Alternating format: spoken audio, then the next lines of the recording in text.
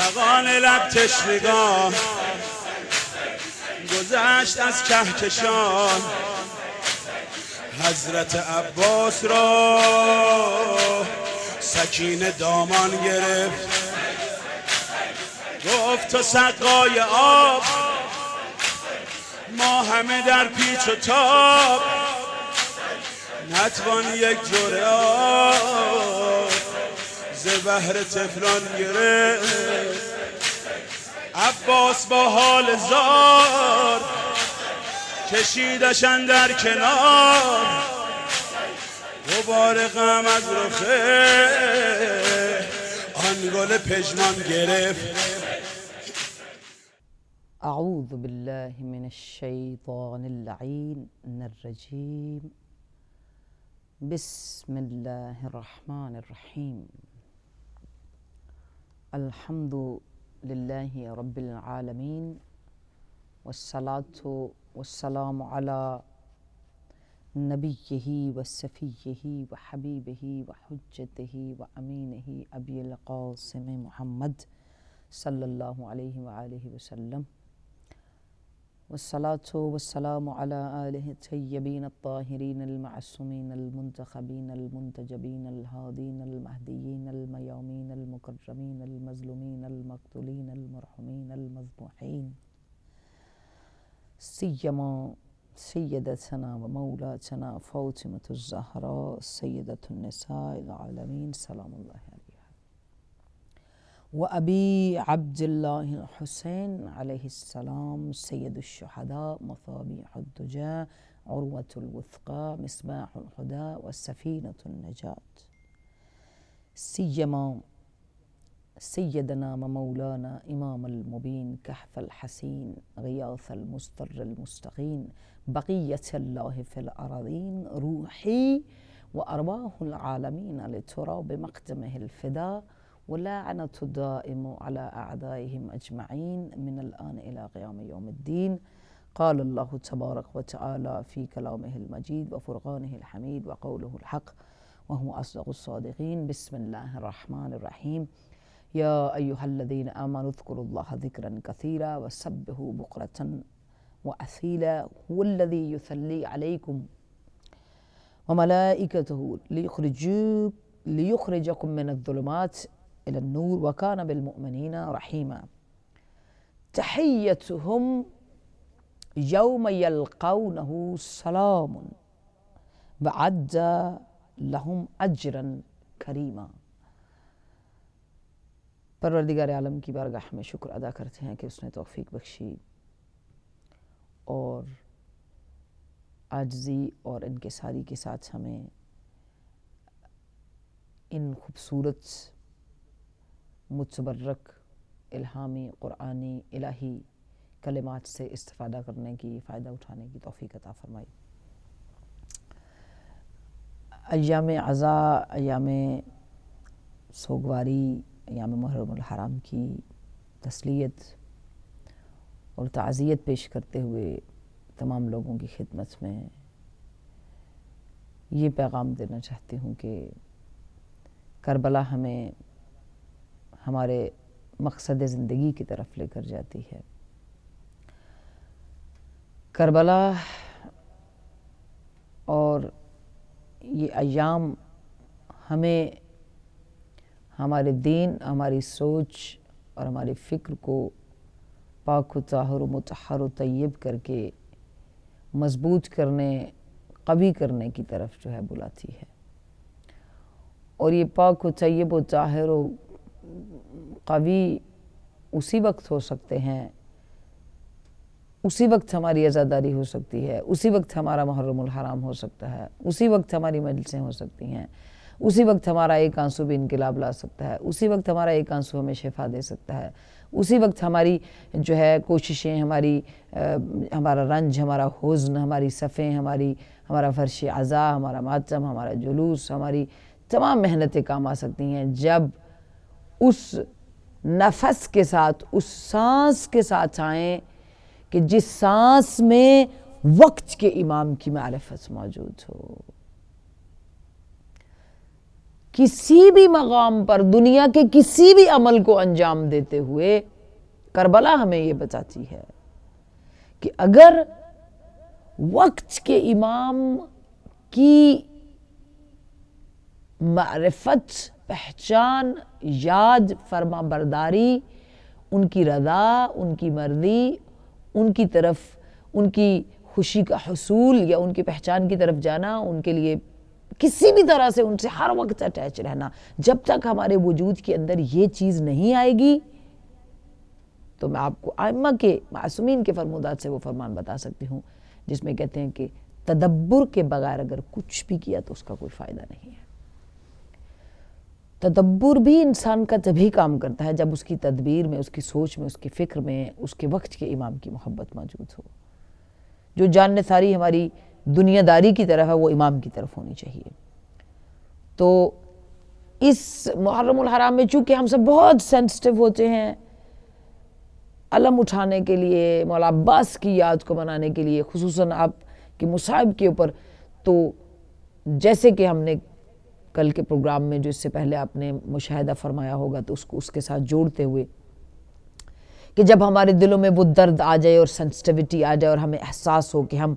محرم الحرام کے ان ایام سے اپنے آپ کو جو ہے گزار رہے ہیں جن ایام میں خود رب العالمین عرش الہی پر خون آلود کرچائے امام حسین کو آویزان کرتا ہے، تو فرشتوں کو حکم دیتا ہے اور آویزان ہوتا ہے اور پوری کائنات میں حزن پھیل جاتا ہے اور ہر قلب جو ہے وہ اس حزن کو محسوس کرتا ہے۔ وہ الگ بات ہے کہ اگر ہم اس کیفیت کو محسوس کر کے اس کو پریکٹیکلی اپنی زندگی میں لائیں یا نہ لائیں۔ تو جب ہم ایام عزا میں سفر کریں، مجلس میں آ کر بیٹھیں تو ہم سوچیں کہ جو کربلا کو میں پرسہ دینے اور پوچھنے اور مصیبت کو ائمہ علیہ السلام سے، خصوصاً رسول اللہ صلی اللہ علیہ وآلہ وسلم سے، سرور دو عالم سے، نبی پاک صلی اللہ علیہ وآلہ وسلم، محمد مصطفیٰ صلی اللہ علیہ وآلہ وسلم سے ان کی آل کی مصیبت کا بیٹھ کر گریہ کرنے آئی ہوں، اس میں مجھے سبق کیا ملتا ہے؟ تو جو پہلا سبق وہاں پر ہے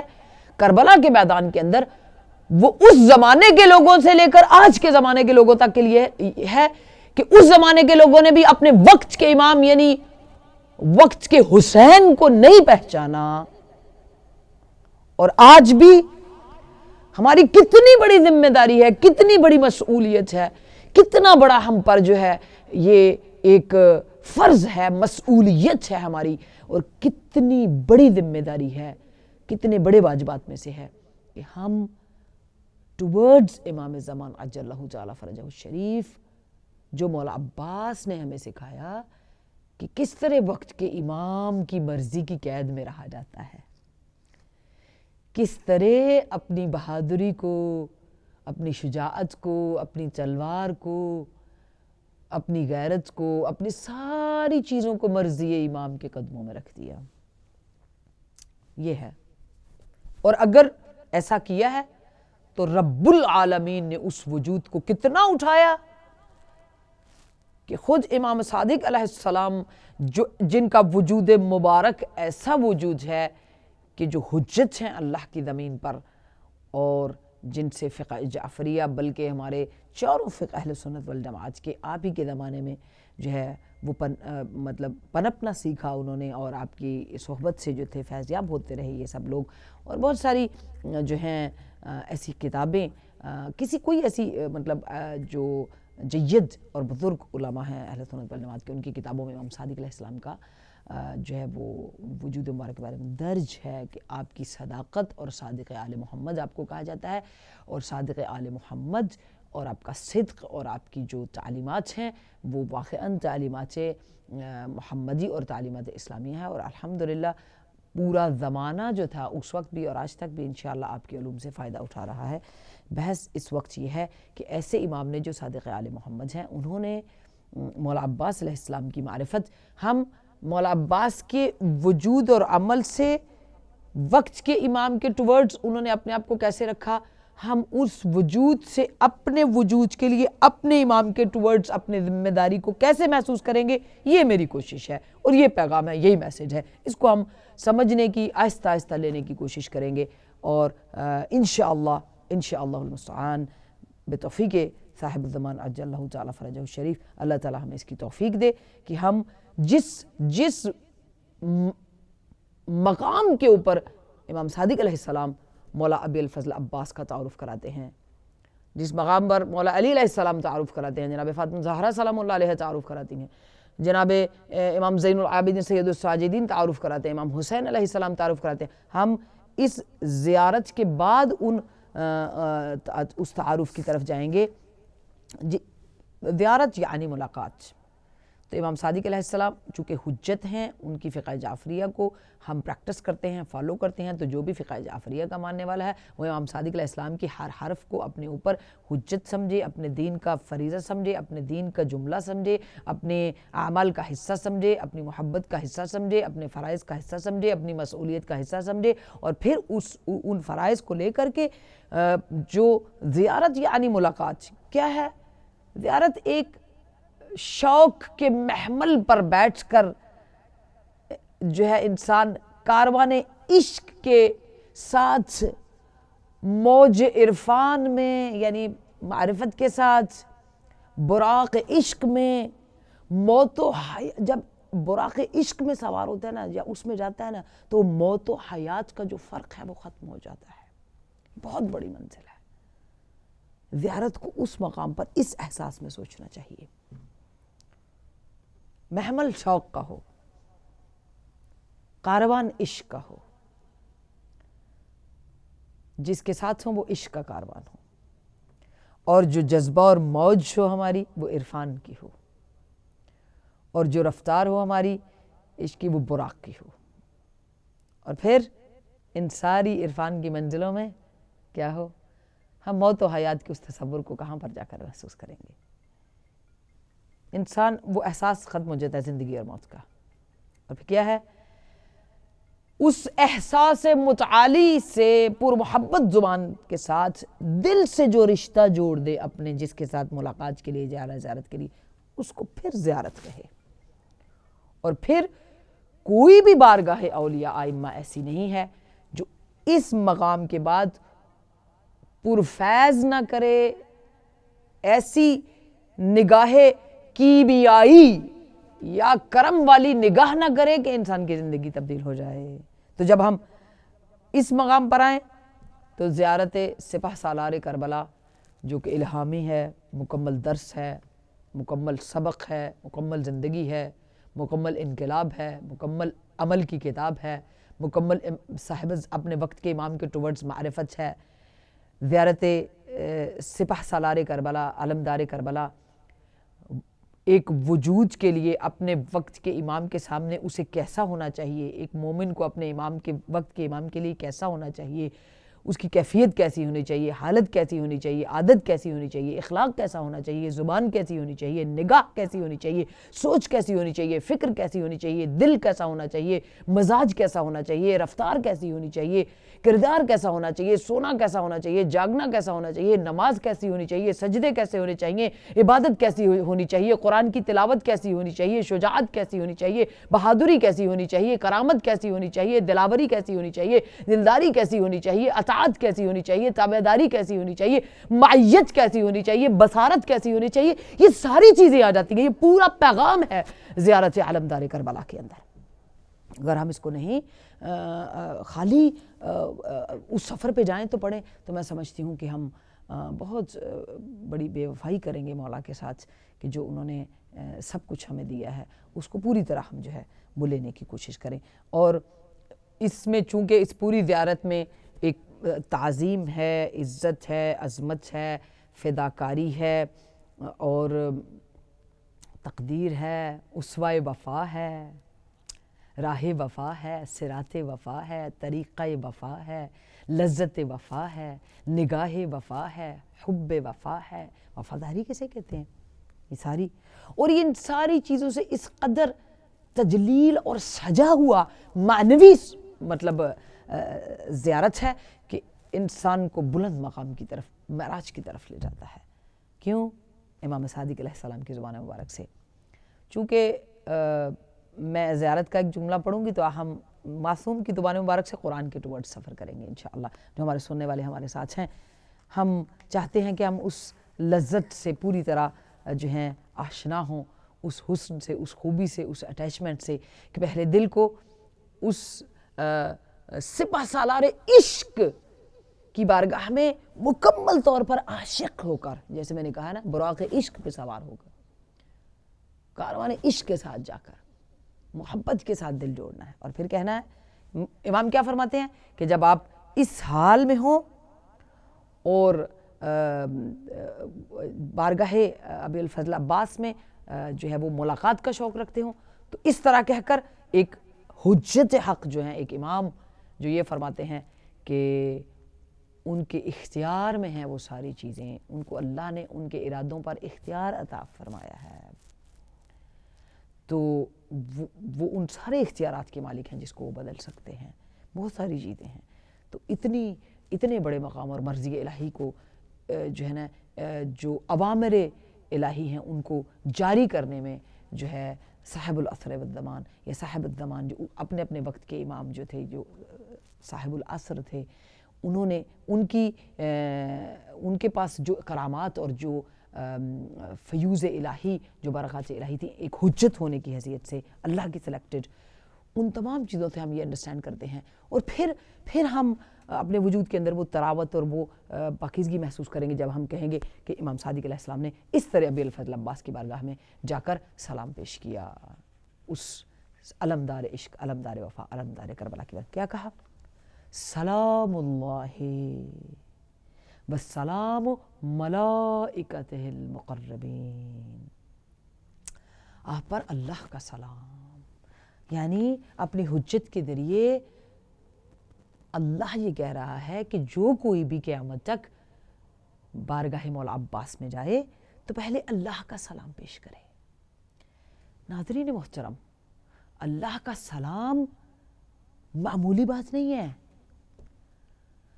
اللہ کا سلام کن لوگوں کے لیے آتا ہے؟ خود رب العالمین کن لوگوں پر سلام بھیجتا ہے؟ آپ سورہ احزاب کی ان آیات کو بھی دیکھیے جو میں نے ابھی آپ کے سامنے اپنے موضوع کو شروع کرنے سے پہلے میں نے آپ کے سامنے رکھی، سورہ احزاب کی آیات 43، 44 اور 42، جن میں خصوصاً جو 44 آیت ہے جس میں سلام کا ذکر ہے،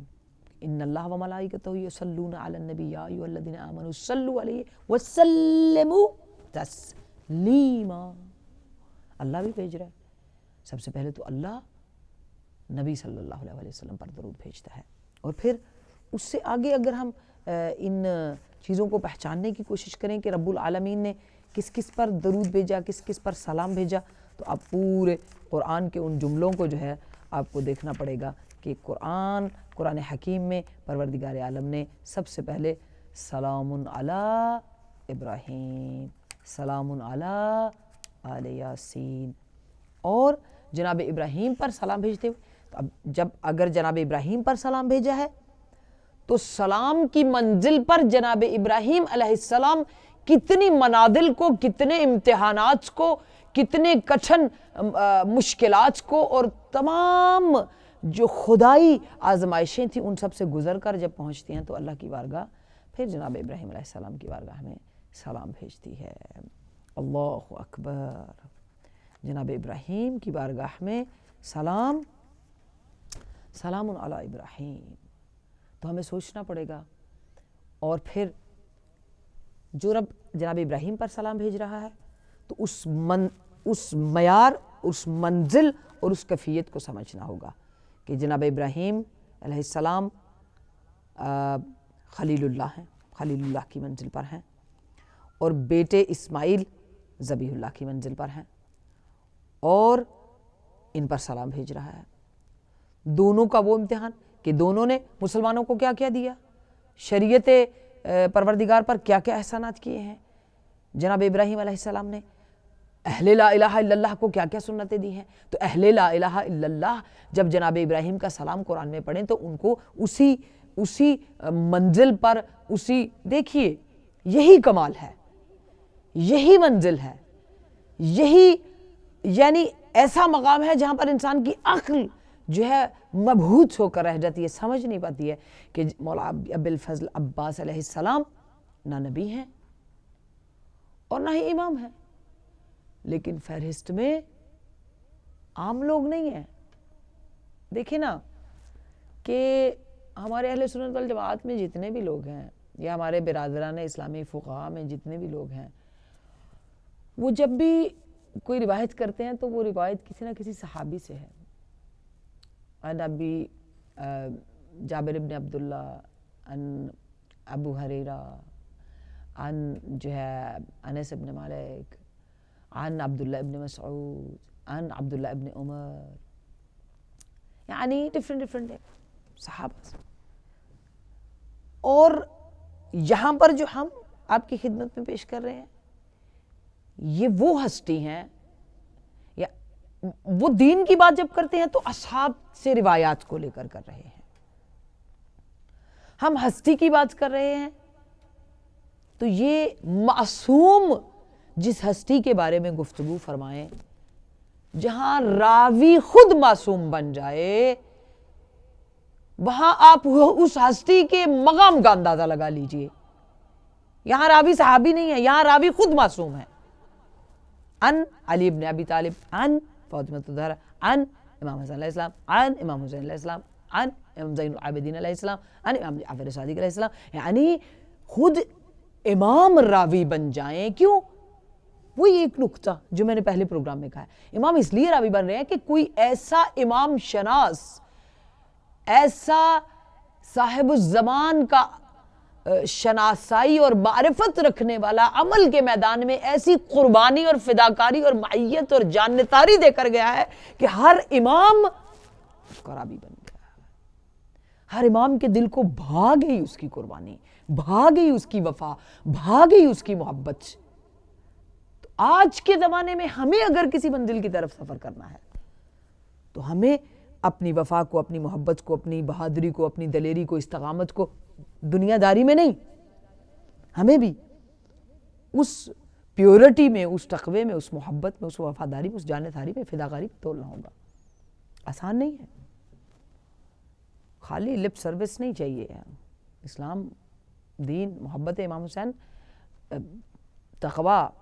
پیورٹی مانگتی ہے۔ تو جناب ابراہیم سے ہم نے، جناب ابراہیم پر اللہ سلام بھیج رہا ہے، اور اس کے بعد زبان معصوم سے، زبان حجت سے اللہ ابی الفضل العباس علمدار سپہ سالار عشق سالار تشنگان کربلا ساکیے کربلا کے اوپر بھی اللہ سلام بھیج رہا ہے۔ وہاں جناب ابراہیم نے بنیاد رکھی ہے کعبۃ اللہ کی،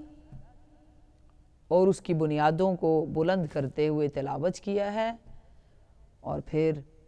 لوگوں کو آواز دے کر جو ہے اس کے طواف کے لیے دعوت دی ہے۔ کیا جناب ابراہیم نے کعبہ دیا، طواف دیا، حج دیا، سعی صفا مروہ کی دی، قربانی دی، مصلی دیا، لفظ مسلمان دیا، لفظ مومن دیا، متی دیا، فرما بردار دیا، لفظ شیعہ دیا۔ یہ سارے لفظ حضرت ابراہیم سے نکلے ہیں اور سارے ہی اللہ کے دین کو متعارف کراتے ہیں۔ جو کوئی بھی مسافر توحیدی راستے کا ہے، اللہ کے راستے کا ہے، اسے جناب ابراہیم کے راستے سے ہو کر جانا پڑے گا، اور اگر جناب ابراہیم کے راستے پر جائے، ان کے مقام کو دیکھے تو اللہ کے سلام سے پہچانے کہ جناب ابراہیم کا یہ مقام ہے کہ اللہ سلام بھیجے، اور جب جناب ابراہیم کے مقام کو پہچان لے تو پھر اس کربلا کے میدان میں جہاں پر عرش الہی کا قیام ہے، جہاں پر خون اولاد علی ابن ابی طالب کی دیواریں بلند ہوئی ہیں، جہاں پر جناب ابراہیم نے دعوت جو ہے نا استغاثہ بلند کیا، لبیک اللہم لبیک کا، اور یا سیدی یا مولائی یا یبن رسول اللہ، یبن رسول اللہ کہہ کر لبیک یا حسین کا آواز بلند کیا ابی الفضل عباس علمدار علیہ السلام نے۔ یہ ہے، اور وہ اتنا متی آواز تھا کہ اللہ نے اس آواز پر سلام بھیجا، اور قیامت تک کے لیے ہر انسان جو بھی کربلا میں زائر بن کر جائے، بلکہ خود وقت کے امام یعنی امام حسین علیہ السلام نے بھی اپنی زیارت سے پہلے بالفضل عباس کی زیارت کا حکم دیا، جاؤ میرے بھائی عباس کی زیارت کر کے آؤ، پہلے ادھر سے ہو کر آؤ، وہاں سے وفا سیکھ کر آؤ، وہاں سے جو ہے نا خضوع سیکھ کر آؤ، خشوع سیکھ کر آؤ، فروتنی سیکھ کر آؤ، علم سیکھ کر آؤ، امام شناسی لے کر آؤ، امام کی محبت لے کر آؤ، امام کا ادب امام کا احترام، امام کی حرمت، امامت کی طرف جانے والے جتنے راستے ہیں ان پہ کیسے چلا جاتا ہے، ابی الفضل عباس علیہ السلام کی بارگاہ سے سیکھ کر آؤ، یہ کہا۔ عام جملے، یعنی امام کے ایک جملے میں بھی پوری ایک کائنات ہوتی ہے، ہمیں اس کو محبت سے کھولنا ہے۔ سلام علی ابراہیم، یہاں پہ کہا، پھر جناب ابراہیم کی پوری قربانیوں کو دیکھیے، اور پھر ایک طرف ابی الفضل عباس، سلام اللہ، آپ پر اللہ کا سلام ہو۔ پھر اللہ کا سلام اور کس پر ہے؟ سلام علی موسیٰ و ہارون، سلام علی المرسلین، وسلام علی الیاسین، سلام علی نوح فی العالمین، فسلام لک من اصحاب الیمین، اللہ اکبر، سلام ہی حتی مطلع الفجر۔ یہ تمام سلام اس قل الحمدللہ وسلام علی عباد اللہ الذین اصطفیٰ اللہ خیر عما یشرکون،